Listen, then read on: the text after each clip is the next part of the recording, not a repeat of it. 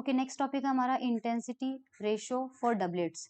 इसकी थ्योरी आपको याद नहीं करनी है क्योंकि इसका एग्जाम्पल ही आपको एग्जाम में पूछा जाएगा। तो सबसे पहले तो इसके रूल्स याद रखना आप। रूल्स आपको ऐसे समझ में नहीं आएंगे, एग्जाम्पल से समझ में आएंगे। The strongest line in any doublet series arises from transition in which J and L change in the same way. बताऊंगी इसका क्या मतलब है।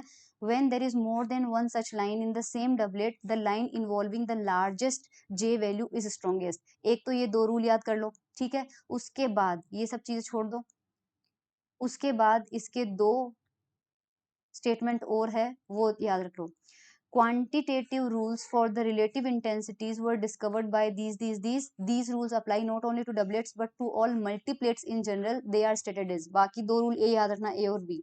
The sum of the intensities of those lines of a multiplet which come from a common initial level is proportional to the quantum weight 2j plus 1 of that level. The sum of intensities of those lines of a multiplet which end on a common level is proportional to the quantum weight of that level. अब example से समझते हैं। हमारे पास suppose कीजिए 2p3 half और 2p half, यानी sodium की बात करते हैं हम। तो सोडियम में हमें दो लाइनें मिलती है D1 D2, और हमें नहीं पता कि D1 स्ट्रॉन्ग है या D2 स्ट्रॉन्ग है। तो ये उस डबलेट के अंदर स्ट्रॉन्ग लाइन पता लगाने का एक तरीका है। कैसे करेंगे? In applying this intensity rule. हम क्या करेंगे, हमें पता है सोडियम की दो लाइनें ए और बी में मिली थी। ए हमने छोटी क्यों बनाई और बी हमने बड़ी क्यों बनाई, यानी ज्यादा इंटेंस लाइन हमने बी D2 बनाई और कम इंटेंस हमने ए लाइन बनाई। वो क्यों बनाई, अब देखते हैं।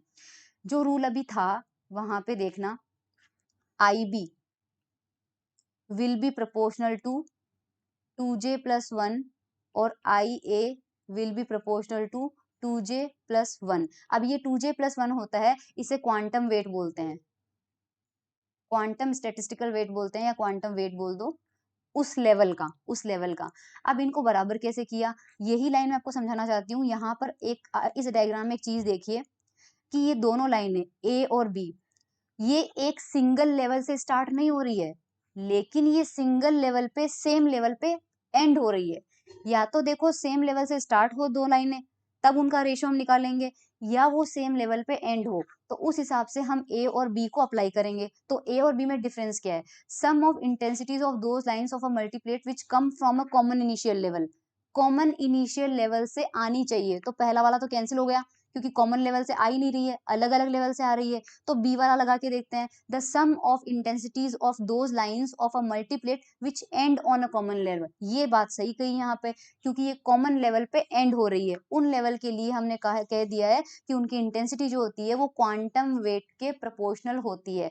तो हमारे पास IA और IB जो है, ए और बी लाइन की इंटेंसिटी है, ठीक है, और वो प्रोपोर्शनल होगी अपने अपने जिस लेवल पे वो एंड, मतलब कॉमन लेवल पे एंड हो रही है, तो खुद के क्वांटम लेवल के प्रोपोर्शनल होगी। अपने अपने जिस लेवल से वो आ रही है उसके लेवल पे प्रोपोर्शनल होगी, बशर्ते वो एक कॉमन लेवल से या तो शुरू होनी चाहिए या एक कॉमन लेवल पे वो खत्म होनी चाहिए। इस केस में बी वाला रूल लगेगा, क्योंकि कॉमन लेवल पे वो खत्म हो रही है। अब इसका वेट जो है, इसके लिए जे की वैल्यू ये हो जाएगी हाफ के लिए, और 3 हाफ के लिए जे की वैल्यू ये हो जाएगी। तो IB के लिए जे की वैल्यू 3 हाफ है और IA के लिए जे की वैल्यू हाफ है। तो अब देखो IB जो है वो प्रोपोर्शनल होगा 2j plus 1 में, यहाँ 2 into 3/2 plus 1 करना पड़ेगा, और यहाँ पर क्या करना पड़ेगा, 2 into 1/2 plus 1 करना पड़ेगा। तो ये देखो IB अपॉन IA जो है 4:4/2 होगा, और 4/2 मतलब 2/1। तो IB जो है IA से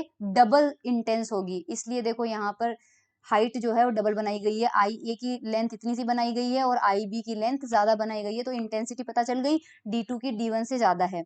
एक एग्जाम्पल और लेते हैं। अब देखो ये वाला एग्जाम्पल से आपको दोनों चीजें समझ में आ जाएगी, क्योंकि उसमें A वाला रूल भी लगेगा और B वाला रूल भी लगेगा। अब हम क्या करते हैं, ये D से P में ट्रांजिशन लेते हैं। D के भी दो लेवल होते हैं, 5/2 3/2, और P के भी दो लेवल होते हैं, 3/2 1/2, करेक्ट। तो सबसे पहले हम क्या करेंगे, ABC 3 लाइनें हमने देख ली। अब समस्या यहाँ पे है कि अगर मैं A और B की बात करूं, सिर्फ A और B की बात करूं, तो A और B जो है अलग अलग लेवल से स्टार्ट हो रहे हैं, लेकिन सेम लेवल पे जाके एंड हो रहे हैं, ठीक है। तो एक फॉर्मूला तो A और B से बन जाएगा हमारा। उसके बाद हमारा बनेगा A और C से, क्योंकि A और C जो है अलग अलग लेवल पे खत्म हो रहे हैं, लेकिन एक कॉमन लेवल से स्टार्ट हो रहे हैं, तो हमें दो इक्वेशन मिल जाएगी। तो सबसे पहले देखो हम यहाँ इससे शुरू करते हैं, the line B start from the level this while A and C start from the level 3/2. A और C जो है सेम लेवल से स्टार्ट हो रही है। अगर A और C सेम लेवल से स्टार्ट हो रही है तो हमने A और B रूल में देखा था सम ऑफ इंटेंसिटी करना होता है, सम ऑफ द इंटेंसिटी करना होता है। तो IB upon IA plus IC रखेंगे। IA और C क्यों रखेंगे? क्योंकि A और C जो दोनों है सेम लेवल से स्टार्ट हो रही है, और ऊपर IB रखेंगे क्योंकि वो अलग लेवल से स्टार्ट हो रही है। तो IB जो है उसके करस्पॉन्डिंग वेट कौन सा है? 5/2 से स्टार्ट हो रही है, 5/2 रख दिया। IA और C जो है वो 3/2 से स्टार्ट हो रही है, तो 3/2 रख दिया। 6/4 3/2 आ चुका है हमारे पास। सेकंड में अपन क्या करेंगे? अगेन लाइन C जो है वो एंड होती है 2p हाफ पे, जबकि A और B जो है वो एंड होती है 3 हाफ पे। तो इस बार हम IC को अलग लेंगे और A और B सेम लेवल पे जाके एंड हो रही है, इसलिए उनका अलग लेंगे। तो जो IC है वो IC कहाँ पे एंड हो रही है? 1/2 पे एंड हो रही है, और IA और IB जो है वो किस पे एंड हो रही है? 3/2 पे हो रही है, कॉमन पे एंड हो रही है। तो उसका रेशो आ जाएगा 1/2। तो दो इक्वेशन आपको मिली हुई है। एक इक्वेशन है आपकी IB upon IA plus IC is equals to 3/2, और दूसरी इक्वेशन है आपके पास IC upon IA plus IB is equals to 1/2। अब दो इक्वेशन है और तीन अननोन है, तो दो इक्वेशन से तीन अननोन नहीं निकाले जा सकते, तो इसलिए आप क्या करो, IB को जो है मान लीजिए इसकी वैल्यू B है, तो IB की जगह मान लीजिए इसकी वैल्यू B है, और अब आपको निकालना है केवल IA और IC की वैल्यू। तो IA और IC की वैल्यू B के टर्म में निकालिए, तो B के टर्म में आप निकाल लोगे यहाँ पे, तो C की वैल्यू आ जाएगी 5/9 टाइम्स B, और A की वैल्यू आ जाएगी 1/9 टाइम्स B, है ना। इसको A रख लेना, IA को A रख लेना, IC को C रख लेना, IB को B रख लेना, और B को बाद में कांस्टेंट, B को कांस्टेंट मान लेना। C की value in terms of B निकाल लो, A की value in terms of B निकालो। Two equation, two unknown, A and C निकाल लोगे जैसे ही, तो हमें यहाँ पे पता चल जाएगा कि ये जो है ABC है। अगर हम B को 1 मानते हैं, B को अगर 1 मानते हैं, तो C की वैल्यू कितनी हो जाएगी? A की वैल्यू कितनी हो जाएगी? 1/9 हो जाएगी। B की वैल्यू कितनी हो जाएगी? 1 मानते हैं तो, और C की वैल्यू कितनी हो जाएगी? 5/9। तो रेशो कितना आ रहा है? 1/9 इज टू 1 इज टू 5/9। पूरी इक्वेशन को 9 से मल्टीप्लाई कर दो, वैसे तो रेशो आ रहा है ये, करेक्ट।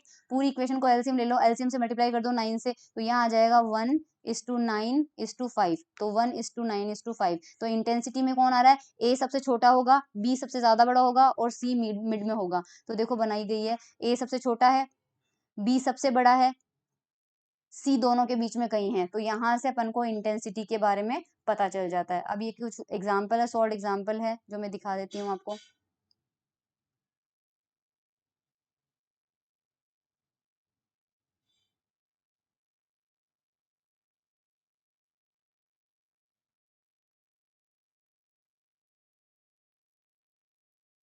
ये एग्जाम में पूछे जा सकते हैं, एग्जाम्पल, शॉर्ट एग्जाम्पल है, प्लीज कर लेना, नेट और गेट के पर्पज से भी ये बहुत इंपॉर्टेंट है।